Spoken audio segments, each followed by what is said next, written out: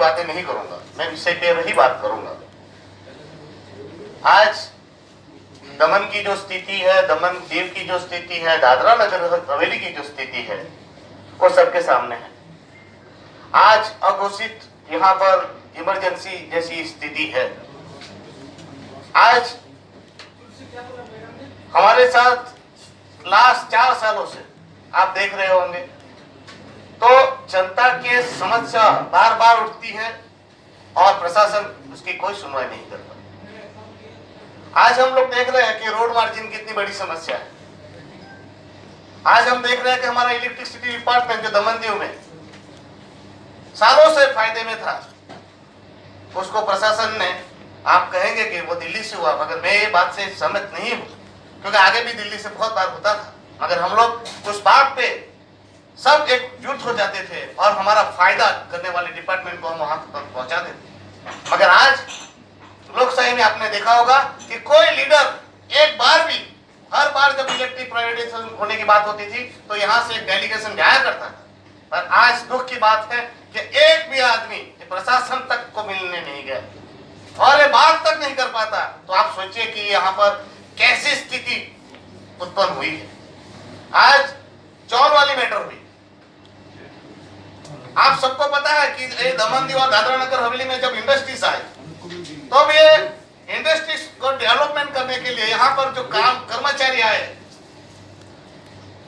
UP से, बिहार से और विविध प्रदेशों से, पूरे भारत से लोग आए। तब इंडस्ट्रीज के लिए उनको काम करने के लिए वो आदमी चाहिए थे, तो रहते कहाँ? तब लोगों ने समय अनुसार ये चौले बनाए जो देश सेवा का ही काम किया। हाँ, हो सकता है थोड़े कायदे कानूनों का पालन नहीं हो, मगर उस समय सिचुएशन ऐसी थी। वो चौलों को तोड़ने के लिए बार बार लोगों को डराया जाता है और यहाँ बोलने वाला कोई नहीं।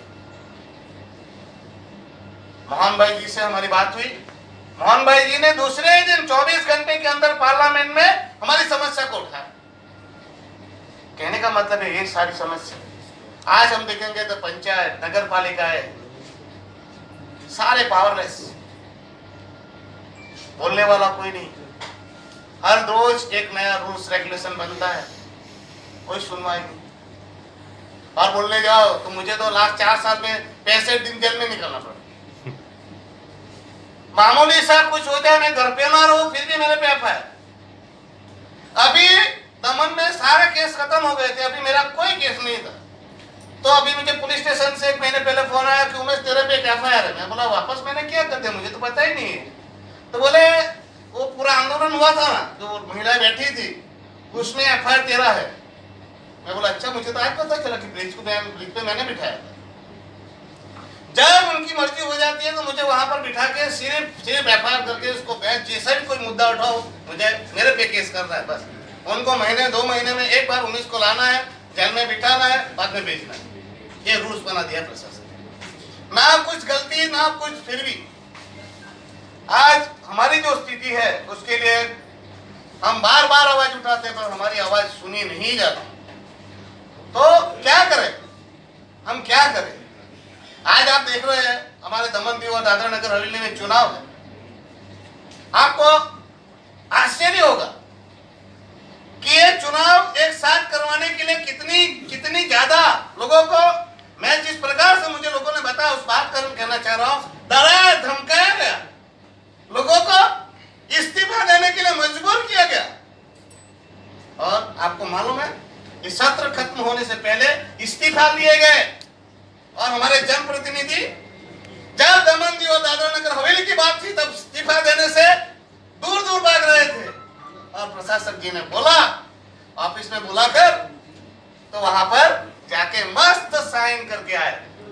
और दुख की बात है, अरे मैं सलाम करता हूं हमारे दीव के नगर पालिका के अध्यक्ष को, सलाम है उनको इतना दबाया गया फिर भी उन्होंने हार नहीं मानी। और आज आप देखोगे सब जगह पे चुनाव आए मगर दीव में नहीं आया। मुझे बात मेरी सारे लोगों से, आज आप देखोगे तो सिर्फ यहाँ पर प्रशासन चाहता है वो लेटर भी भेज देता है, अब तो आपको जाके सिर्फ देना है। और मेरे बारे में तो आपको बताऊं, मेरे पे एफआईआर होती है तो वहां लिख के आती है कंप्लेनरों को पहुंचाई जाती है। ऐसा कंप्लेनर बोलते मुझे कि आप पे कंप्लेन करने के लिए वहां से हमने लिख के दिया है। और जब मैंने ये लेटर देखा था तभी समझ गया था कि ये सब क्या मामला है, कि हाँ आभार मानने गए कि आपने रेस्टोरेंट चालू करवा दिया, आपने, ये आभार की बात होती थी। तो ये सब प्रशासन की यहाँ से जिस प्रकार से लोगों को, जनप्रतिनिधियों को नचाया जा रहा है, तो बहुत ही दुखद है, बहुत ही दुखद है। और जनप्रतिनिधियों के लिए भी मैं तो कहता हूँ, इस बार जो चुनाव में लोग हैं और जो चुनाव में हमारे गांव के लोग हैं, जो हमारे स्थानीय लोग हैं या जो आकर रहे हैं, जो यहाँ के निवासी बन चुके हैं, वो हमारे जो यहाँ पर है वो सब हमारे भाई बहन। भाई चुनाव में वोट देने से पहले सोचिएगा, जो जनप्रतिनिधि वो खुद की रक्षा नहीं कर पा रहा है और वहां पर इस्तीफा दे रहा है, तो उनको आप चुनकर वापस भेजोगे क्यों? क्या बेच का फायदा? यहाँ पर हमारे सरपंच वगैरह को मोहन भाई हम पूछते हैं कि भाई ये करो ना, तो सरपंच साहब के सामने नहीं चलते। हमें खुद 4 साल से फंड नहीं दिया है, हमें ये नहीं हुआ है। जो इंसान अपना हक के लिए नहीं बोल पाते उनसे हम क्या सकें? तो हमारी यही कोशिश है कि ऐसे लोगों को खड़ा किया जाए, तो वो ऐसे हो जो अपने हक और अधिकार के लिए वहां पर खड़े हो और वहां पर बोले। प्रशासन हमारा नौकर है, प्रशासन हमारा नौकर है। पर दुख की बात है, काफी मीडिया वाले भी लिखते हैं कि सरकार क्या प्रशासन को, ऐसा तो मैंने सुना था कि भारत की सरकार हुआ करती है, मोदी जी की सरकार है सेंटर में, पर यहाँ तो प्रशासन की सरकार है। जो नौकर है वो सरकार है। क्यों? क्योंकि यहाँ पर लोकशाही का हनन हो रहा है। हमारे जनप्रतिनिधियों के, जो भी जनप्रतिनिधि अगर बोलने जाए तो उसको विशेष प्रकार से उसको पीड़ित करने का फॉर्मूला है। उस पे केस करवाया जाए, उनकी प्रॉपर्टीज पे वो करवाओ, ये धमकी दिलाओ, ये सब होता है। ये बार बार हमारे यहाँ हो रहा है। अभी भी चुनाव में समरस करवाने के लिए वहां से हेडक्वार्टर से आदेश किया जा रहा है। और मजे की बात है, सत्ता पक्ष तो सत्ता पक्ष, विपक्ष भी वो समरस करवाने के लिए दौड़ रहा है। वो जवाब नहीं ले रहा है। हमारी जवाब दी है, हम समरस कराएंगे। भाई समरस कराना चाहिए, कौन बोलता है? लोकशाही में ऐसी स्थिति होना चाहिए, मगर वो गांव वाले नक्की करेंगे, हर एक वोटर नक्की करेगा। हम कौन होते? 5 और 10 और 15 लोग नक्की करने वाले कि कौन चुनाव लड़ेगा कौन नहीं लड़ेगा। उसके लिए आप गांव गांव, गली गली, मोहल्ले मोहल्ले जाओ, उनकी राय लो कि भाई हम क्या चाहते हैं, कैसा प्रतिनिधि चाहते हैं। सिर्फ ऊपर से आदेश आए, वो कह दे कि समरस करवा दो तो समरस, तो हमारे लोकतांत्रिक अधिकार क्यों दिए हुए हैं? एक लोकशाही में चुनाव प्रक्रिया क्यों रखी है? समरस ही करना था तो हमारे कॉन्स्टिट्यूशन में बाबा साहेब आंबेडकर जी लिख देते कि भाई आप लोगों को गांव में जाकर 5-15 आदमी इकट्ठा हो जाना है, नक्की कर लेना है कि ये सरपंच, ये जिला पंचायत, ये प्रमुख। और अभी तो इसी स्थिति, हम ऐसी सरकार बनाएंगे जो जनप्रतिनिधि हो। नहीं तो अभी तो ऐसी स्थिति है, मैं तो कभी कभी सोचता हूँ ये आईएएस और दानिश को क्यों नहीं बना देते प्रतिनिधि। ये सब स्थिति है। तो हमारी आवाज को, मेरे साथ तो पर्सनली बहुत सारा ऐसा होता था कि मैं राजनीति में, मेरा कोई है ही नहीं, मैं तो अनाथ हूं, ऐसा था। क्योंकि मैं तो कुछ भी करूं, मेरे साथ तो पब्लिक बेचारी रहती है, वो घर पे रह चली जाती है, फिर मैं अकेला ही लड़ाई में रह जाता हूँ, मेरे पीछे कोई नहीं रह जाता, कोई पॉलिटिकल सपोर्ट नहीं था। और मोहन भाई हमारे आज से नहीं, मैं जब छोटा था तब एक रमेश पानसी, उसको देखकर मैं नेतृत्व की भावना मुझे जगी थी। और बाकी स्टाइल मुझे मोहन भाई की पसंद आती थी। मोहन भाई जो स्टाइल करते थे वो मैं देखता था कि इनमें जो जज्बा है, उनका जो काम करने का तरीका है, और वो मेरे रोल मॉडल है। और 2003 की बात कर रहा हूँ, जब दमन में ब्रिज हादसा हुआ। जब ब्रिज हादसा हुआ तब हमारे लिए वहां पर भी पार्लियामेंट में जब लड़ना था, मोहन भाई, हमारे दमन द्वीप के बच्चों का जो अन्याय हुआ, हमारे दमन के बच्चे जब ब्रिज हादसे में शिकार हुए, तो उनके परिवार के लिए कौन लड़ा? मोहन भाई लड़े। मोहन भाई ने तभी भी नहीं कहा कि मैं दादरा नगर हवेली का हूं और आपके पास दमन द्वीप का सांसद है। हमारे सांसदों ने जब तक घुटने टेके तब तक मोहन भाई ने पड़ोसी धर्म निभाया, हमारे लिए लड़े। और आज जब हमारे पूरे दमन द्वीप के लोगों की ये एक हृदय में लोगों को तकलीफ आने लगी, पीड़ा होने लगी कि हमारे चौल का क्या होगा, हमारे सांसद जी चुप मौन बन गए। और तब मैंने मोहन भाई से बात की तो तुरंत मोहन भाई ने वहां पर दिल्ली में आवाज उठाई। हमारे सांसद कहाँ बोलते हैं? कहां बोलते हैं? गरबा में, गणपति में, साईं बाबा की पालकी में, बस वहां पर बोलते हैं। उसके सिवा कहां बोलते हैं? प्रसन्न भाई बहुत अच्छा काम करते हैं प्रशासक जी। कहने का मतलब ये है कि प्रशासक जी की तारीफ है कि पुल बंद है तो वहां सांसद जी पहले पर है, और दूसरा काम है उनका नाचना। ये दो काम में हमारे सांसद जी की महारत है, तीसरा काम मैंने कहीं नहीं देखा है। तो हमारे सांसद जी तो मौनी बाबा बन गए हैं। तो ये तो खुशी की बात है कि हमारे पास, हमारे पड़ोस में हमारे पास मोहन भाई जैसे धुरंधर है। इसीलिए हम आज आशा, मैं तो कहता हूँ दमन और दादरा नगर हवेली जुड़ा ना, मुझे कब से हो गया, कोई पसंद नहीं आया। हमारी टेरिटरी का अस्तित्व खत्म हो गया, मगर एक बात का फायदा हुआ कि हमें मोहन भाई जैसे एक सांसद। आज जब हमें एक आशा लगती है कि हमें कौन बचाएगा, हमारे लिए आवाज कौन उठाएगा, क्योंकि हमारा तो मौनी बाबा है, तो हमें तुरंत ख्याल आता है कि हमारे पास दूसरा सांसद भी है, जो आज हमारे लोग ये भी नहीं कह सकते कि हमारा पड़ोसी है, हम गर्व से कह सकते हैं कि हमारा सांसद है, और उन पे गर्व है। मैं मोहन भाई से मेरे दिल के तार जुड़े हुए। मैं बताऊं, गुरु के बिना कभी ज्ञान नहीं मिलता। राम को भी वशिष्ठ जी मिले, विश्वामित्र जी मिले, कृष्ण को भी संदीपनी मिले, बराबर है। हमारे स्वामी विवेकानंद जी को रामकृष्ण परमहंस मिले, अरे अर्जुन को भी कृष्ण मिले, अरे मुझे भी अब मोहन भाई मिल गए।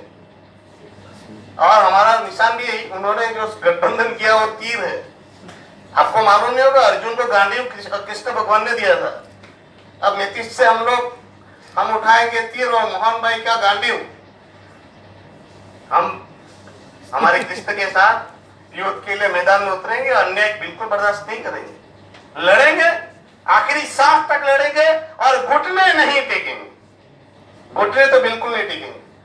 और मुझे विश्वास है आप मोहन भाई तो मेरे से छोटे दिखते हैं, 7 साल के हमारे 7 टर्म के सांसद है। आज हमारी पूरी पार्लियामेंट में आप देखोगे तो 4 या 5 ही लोग हैं। आज मोहन भाई हमारे लिए नहीं, ये पूरे भारत के लिए एक एसेट है। हमारे प्रदेश का कमनसीब है कि हम लोग उनका जितना चाहिए उतना सम्मान नहीं कर पाते, मगर आज मोहन भाई जैसा नेता होना ये हमारे लिए गर्व की बात है। 7 टर्म से चुन के आना। और मैं तो कहता हूं कि थीसिस लिखनी है तो मैं अभी, आपको मालूम नहीं होगा, मैंने डबल ग्रेजुएशन के साथ पीएचडी करने की प्रतिज्ञा की है, बीकॉम किया था, अभी मैंने वापस डबल ग्रेजुएशन करना चालू किया तो पॉलिटिकल साइंस पे किया चालू, और मेरा थीसिस और पीएचडी मोहन भाई पे करूंगा। इतनी बड़ी हस्ती है, दंत कथा है हमारे पास, तो ऐसी हस्ती हमारे साथ है और मुझे गर्व है कि मैं उनके नेतृत्व में काम करूंगा। हाँ, मुझे मेरे में जोश है, काफी बार मैं थोड़ा जोश में आगे बढ़ता हूँ। अब मुझे सही दिशा मिलेगी, मुझे अच्छा मार्गदर्शन मिलेगा। मेरी खुशनसीबी है कि मैं अगला चुनाव जब तक लड़ूंगा, जोश में काम नहीं करेंगे। हाँ, अभी होश में काम करूंगा। और वो मोहन भाई आपको ही करना है, जहां जब जाऊं तो थोड़ा कान खींच के थोड़ा समझा देगा, और थोड़ा समझाने में बाकी कुछ मत रखना। तो क्योंकि मेरे पास मोहन भाई कोई रास्ता भी नहीं था, मेरे पास कोई गुरु ही नहीं था, मैं तो अकेला ही निकल पड़ा था। आज मुझे सही में गर्व है कि आप जैसा गुरु मुझे मिल रहा है, जिनके नेतृत्व में मैं प्रदेश की सेवा कर सकूंगा। हाँ, मेरे जोश की वजह से काफी बार मुझे अनचाहे रिस्क भी उठाए मैंने, मगर अब मुझे विश्वास है कि आपके नेतृत्व में मैं काम करूंगा, आपके साथ काम करूंगा, और प्रदेश दमन दीव और दादरा नगर हवेली प्रदेश के लिए जितना भी हो सके उतना योगदान दूंगा। और मुझे विश्वास कि आपके नेतृत्व में यहाँ पर जितनी अराजकता है वो अराजकता का अंत होगा। आज जेडीयू के पास आपको मालूम है राज्यसभा और संसद में दोनों सदनों में 25 से ज्यादा हमारे पास सांसद है। मोहन भाई भी एक सांसद से अभी 26 लोगों का समर्थन हमें मिलेगा, तो सुनाई क्यों नहीं होगी? सुनवाई पार्लियामेंट में जरूर होगी। और हमारा जो अलायंस है वो मोहन भाई से हो रहा है। मैं तो खुलेआम कहता हूं कि मोहन भाई से मेरा अलायंस है, मेरा गठबंधन मोहन भाई से। मोहन भाई जहां जाए मोहन भाई के पीछे पीछे हम भी चल पड़े। अब मोहन भाई के संग रहना है और मोहन भाई से भी अपने को आगे बढ़ना है। अब हमारा पॉलिटिकल जीवन जो है मैं स्टार्ट, अभी मैं तो कहता हूँ चुनाव लड़ा था तब तक मेरा कोई ऐसा नहीं था कि मेरे पास ऐसी कोई दिशा नहीं थी, मगर अब मुझे दिशा मिली है और मोहन भाई के साथ मेरा गठबंधन है। अब मोहन भाई के साथ ही इस गठबंधन को मजबूत करने का प्रयास करूंगा और जितना हो सके वो दमन व दादरा नगर हवेली की जनता के लिए करूंगा। और एक बार फिर से मोहन भाई का मैं आभार व्यक्त करता हूं कि उन्होंने जब 2004 से लेकर अब तक हमारे दमन दीव की विविध समस्याओं को आपने उजागर कर पार्लियामेंट के पटल पर भी ये हमारी समस्या को रखा है। और इसी प्रकार आप हमारी समस्याओं, जब भी हमें लगे कि ये हमारी समस्या पार्लियामेंट में उठानी है तो आप पार्लियामेंट में भी उठाइएगा सर, और यहाँ पर भी जब भी लगे बिंदास आप उस मैटर पर, उस समस्या का निजात के लिए आपकी स्टाइल में काम कीजिएगा। मेरा पूरा समर्थन आपके साथ रहेगा। और मीडिया के कर्मियों से भी विनती करूंगा कि जब मेरे से गलती हो तो आप मुझे भी रोकिएगा, क्योंकि आप पत्रकार मित्रों की भी जवाबदेही है कि हाँ, क्योंकि वो लोकशाही में एक चीज है कि पत्रकार भी चौथा स्तंभ होता है जो समाज के, वो भी समाज की रक्षा के लिए, सेवा के लिए ही है। तो आप लोगों से भी विनती है कि जब भी मैं, हो सकता है कि मैं थोड़ा मार्ग से इधर उधर हूँ तो आप मुझे अपनी कलम की उससे रोकिएगा। तो आज से मैं नई जवाबदेही मोहन भाई के साथ निभा रहा हूँ और ये मोहन भाई और जेडीयू का जो गठबंधन है उस गठबंधन का मैं भी एक अहम हिस्सा बनने जा रहा हूँ। धन्यवाद।